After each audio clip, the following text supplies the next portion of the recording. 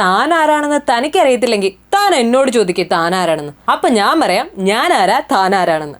പത്തനംതിട്ടയിൽ ഇത്തവണ താമര ഞാൻ വിരിക്കുമെന്ന് പറഞ്ഞ് ഭയങ്കര കോൺഫിഡൻസിൽ നടക്കുന്ന അനിൽ ആന്റണിയെ നിഷ്കരണം തള്ളി പറഞ്ഞിരിക്കുകയാണ് AK ആന്റണി. എന്നാൽ അനിൽ ആന്റണി ആകട്ടെ വോട്ട് പിടിക്കാൻ ചെല്ലുന്നിടത്തെല്ലാം അച്ഛന്റെ പേരിലാണ് തിരിച്ചറിയുന്നത് പോലും. അനിൽ ആന്റണി വോട്ട് പിടിക്കാനായി ഒരമ്മയുടെ മുന്നിലെത്തി ഒടുവിൽ നൈസിന് തലയൂരുന്ന വീഡിയോ ഇപ്പോൾ യൂട്യൂബിൽ ട്രെൻഡിങ് ആയി മാറിയിരിക്കുകയാണ് കേട്ടോ. കണ്ടില്ലെങ്കിൽ ഇതാ കണ്ടോളൂ.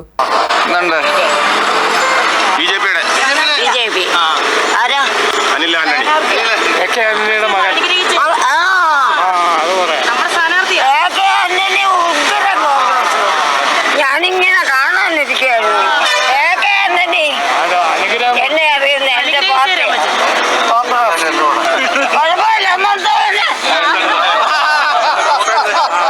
അറിയോ? പുള്ളിയെ കണ്ടിട്ടുണ്ടോ? ഇല്ല. അച്ഛനെ അറിയാവോ? ആന്റണിയെ പരിചയമുണ്ടോ?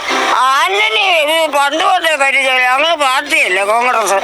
ആന്റണിയെ പോലെ ഞാനും ഉമ്മൻചാണ്ടി ഞങ്ങളെല്ലാം പണ്ട് കൊണ്ടേ കോൺഗ്രസ്. അനിൽ ആന്റണി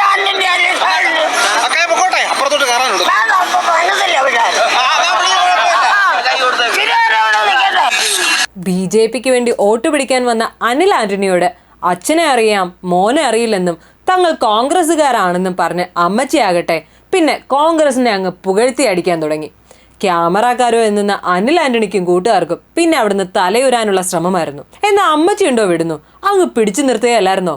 പിടിച്ചു നിർത്തേണ്ട കാര്യം പറഞ്ഞപ്പോഴാണ് ഓർത്തത് ഒരച്ഛന്റെ ശാപം എന്താണെന്നല്ലേ. ഇതാ കേട്ടോളൂ. BJPക്ക് കേരളത്തിൽ കഴിഞ്ഞ പ്രാവശ്യത്തേക്കാൾ വോട്ട് കുറയും. 20 സീറ്റിൽ അവർ 3-ാം സ്ഥാനത്തായിരിക്കും. കട്ടായം എഴുതി വെച്ചു. പറയാനുള്ളത് പറഞ്ഞു കഴിഞ്ഞു. ഇനി എന്നെ കൊണ്ട് ആദ്യം പറയിപ്പിക്കട്ടെ. മക്കളെ കുറിച്ച് എന്നെ കൊണ്ട് ആദ്യം പറയിപ്പിക്കട്ടെ.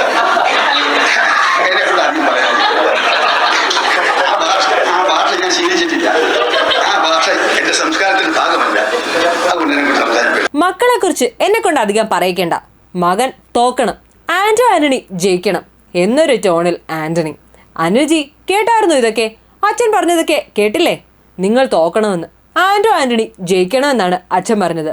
എന്താണ് ഇതേപറ്റിയുള്ള ജിയുടെ അഭിപ്രായം? വളരെ വ്യക്തമായി ഞാൻ പറഞ്ഞല്ലോ, വീട്ടുകാർ വേറെ രാഷ്ട്രീയം വേറെ.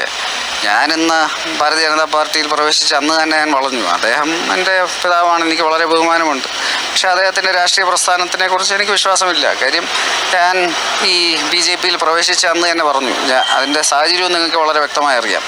BBC എന്നൊരു ഡോക്യുമെൻ്ററി, അവർ BBCയുടെ ഡോക്യുമെൻ്ററി ഇന്ത്യയുടെ അഖണ്ഡതയും ഇന്ത്യയുടെ പരമാധികാരത്തെയും ചോദ്യം ചെയ്തൊരു ഡോക്യുമെൻ്ററി ഇറക്കിയപ്പോൾ, രാജ്യവിരുദ്ധമായ ഒരു ഡോക്യുമെൻ്ററി ഇറക്കിയപ്പോൾ ഞാൻ കോൺഗ്രസിൽ നിന്ന് രാജിവെച്ചു. ഇന്ന് ദേശീയതയ്ക്ക് വേണ്ടി പ്രവർത്തിക്കുന്ന, ഇന്ത്യയെ മുന്നോട്ട് കൊണ്ടുപോകാൻ കേൾപ്പുള്ള, ഇന്ത്യ ഒരു വികസിത രാഷ്ട്രമാക്കി മാറ്റുന്ന ശ്രീ നരേന്ദ്രമോദിജിയുടെ രാഷ്ട്രീയത്തിൽ എനിക്ക് പൂർണ്ണ വിശ്വാസമുള്ളത് കാരണം ഞാൻ BJPയിൽ പ്രവേശിച്ചു. ഞാനിന്ന് പാർട്ടിയുടെ ദേശീയ സെക്രട്ടറിയാണ്, ദേശീയ വക്താവാണ്. ഞാനിവിടെ ശ്രീ നരേന്ദ്രമോദിജി തന്നെ തിരഞ്ഞെടുത്ത് ഇവിടെ ഞാനൊരു സ്ഥാനാർത്ഥിയായിട്ട് മത്സരിക്കുന്നു. ഇവിടെ എനിക്കെതിരെ മത്സരിക്കുന്ന ശ്രീ ആന്റണി, അദ്ദേഹത്തെക്കുറിച്ച് ഇവിടുത്തെ നാട്ടുകാർക്കെല്ലാം വളരെ വ്യക്തമായി അറിയാം. കഴിഞ്ഞ 15 വർഷമായി അദ്ദേഹം ഇവിടെ MP ആണ്. ഞാൻ ഈ മണ്ഡലത്തിൽ വന്നപ്പോൾ ഞാൻ ഞെട്ടുകയാണ് ചെയ്തത്. കാര്യം ഇവിടെ ഒരു IT പാർക്കില്ല, ഒരു ഇൻഡസ്ട്രിയൽ പാർക്കില്ല, ഒരു സ്റ്റാർട്ടപ്പ് ഇൻക്യുബേറ്റർ ഇല്ല. ഈ മണ്ഡലത്തിൽ ഏതെങ്കിലും ഒരു കേന്ദ്ര സർക്കാർ PSUവിൻ്റെ ഒരു യൂണിറ്റ് ഇല്ല. ഈ മണ്ഡലത്തിൽ ഏതെങ്കിലും ഒരു കേന്ദ്ര സർക്കാരിൻ്റെ ഒരു ടെക്നിക്കൽ, അതല്ല ഞാൻ പറഞ്ഞു കഴിഞ്ഞു. അപ്പോൾ ഇതൊന്നുമില്ല, വികസനമൊന്നുമില്ലാത്തൊരു സ്ഥലം, ഈ വികസനമൊന്നുമില്ലാതെ അട്ടർ ഫെയിലിയർ ആയിട്ടുള്ള ഈ MP, അദ്ദേഹത്തിൻ്റെ രാഷ്ട്രീയ പരാജയങ്ങൾ മറച്ചുവെക്കാൻ ഏതാനും ദിവസങ്ങൾക്ക് മുമ്പ് അദ്ദേഹം സമൂഹത്തെ പോളറൈസ് ചെയ്യുന്ന രീതിയിൽ അദ്ദേഹം ഇന്ത്യൻ സൈന്യത്തെ അവഹേളിച്ച് പാകിസ്ഥാൻ എന്നുള്ള തീവ്രവാദ രാജ്യത്തിൻ്റെ തീവ്രവാദ ശ്രമങ്ങളെ വെള്ളപൂശാൻ ശ്രമിച്ചൊരു വ്യക്തിയാണ്. ഇന്ത്യയെ തന്നെ ചതിക്കാൻ ശ്രമിച്ച ഒരു വ്യക്തിയെ ഒരു ഡിഫൻസ് മിനിസ്റ്റർ സപ്പോർട്ട് ചെയ്യുന്ന കാണുമ്പോൾ ഇത് തന്നെയാണ് കോൺഗ്രസ് പാർട്ടിയുടെ പ്രധാന വിഷയം. ഇത് കാരണം തന്നെയാണ് കോൺഗ്രസ് പാർട്ടിയെ കഴിഞ്ഞ 2 തെരഞ്ഞെടുപ്പിലും ഇന്ത്യൻ ജനത ചവിട്ടുകൊട്ടയിലേക്ക് എറിഞ്ഞത്. ഇതിലൊന്നും ഒരു കാര്യവുമില്ല. ഇതൊരു തെരഞ്ഞെടുപ്പാണ്, അല്ലാതെ കുടുംബകാര്യമല്ല. സത്യത്തിൽ വീണ്ടും ചില വീട്ടുകാര്യങ്ങൾ നോക്കിയ ഇപ്പോൾ ഈ വീട് കോൺഗ്രസ് നേതാവിൻ്റെതാണോ അതോ BJP നേതാവിൻ്റെതാണോ എന്നറിയാത്ത അവസ്ഥയില.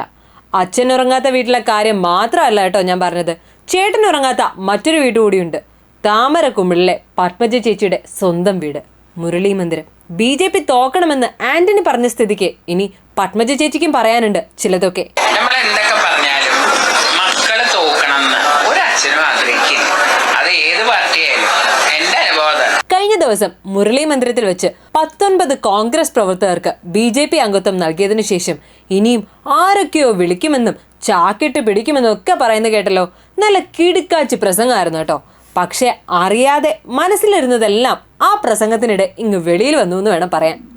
ഇനി തുടങ്ങിയിട്ടല്ലോ, ഡയബറ്റിലൊന്നും നിർത്തില്ല ഞാൻ. ഇനി ഞാൻ തുടങ്ങും. ഇനിയിപ്പോ അസംബ്ലി ഒന്ന് കഴിഞ്ഞോട്ടെ, അല്ല തെരഞ്ഞെടുപ്പൊന്ന് കഴിഞ്ഞോട്ടെ.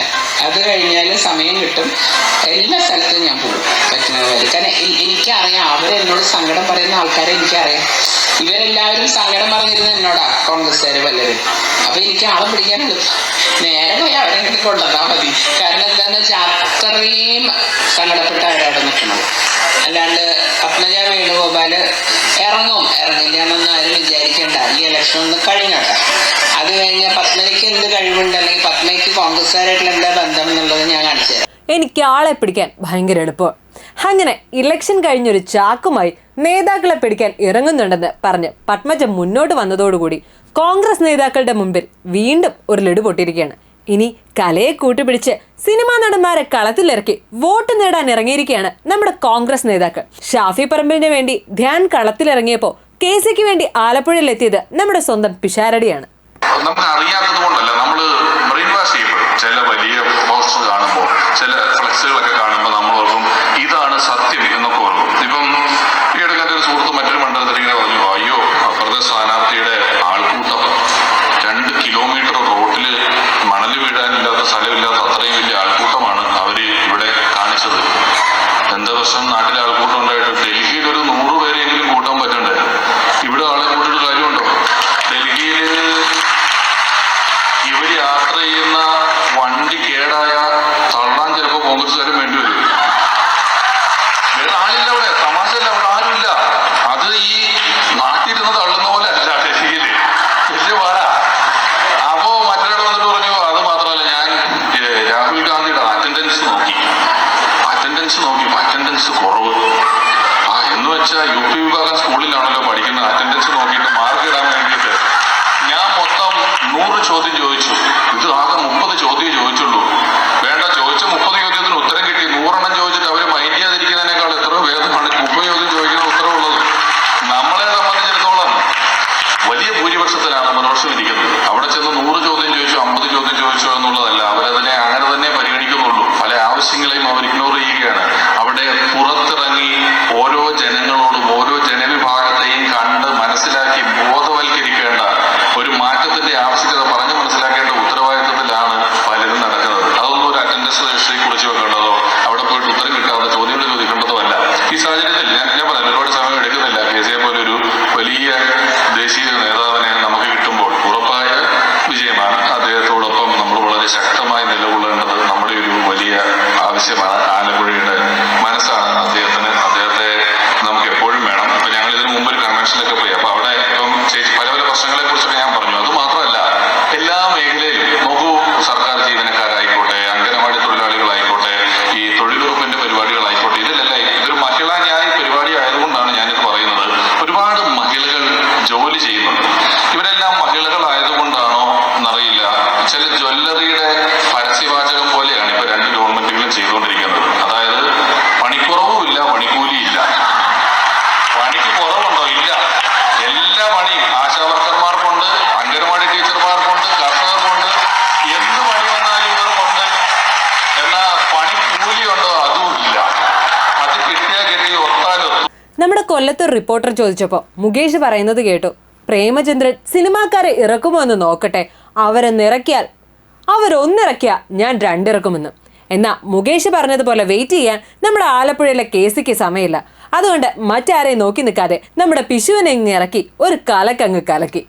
ആലപ്പുഴക്കാർക്ക് KCക്ക് വോട്ട് ചെയ്യാൻ ഒരവസരം കിട്ടാഞ്ഞ വിഷമം മാത്രമേ ഉള്ളൂ എന്നും അതുകൊണ്ട് കണ്ണുമടച്ച് വോട്ടിന് നിന്നോളാനാണ് പിഷു പ്രസംഗത്തിലൂടെ പറഞ്ഞത്. പിന്നെ നൈസിന് മറ്റുള്ളവരെ ട്രോളാനും പിഷാരടി മറന്നില്ല. അപ്പോൾ ട്രോളും കോളുമായി ഇലക്ഷൻ പൊടി പിടിക്കുമ്പോൾ കുത്താനുള്ള ചിഹ്നങ്ങൾ മാറിപ്പോകരുത്, കാണാനുള്ള കാഴ്ചകൾ കാണാതെയും പോകരുത്, കേൾക്കാനുള്ളത് കേട്ടാലും പറയാനുള്ളത് പറയാതിരിക്കരുത്.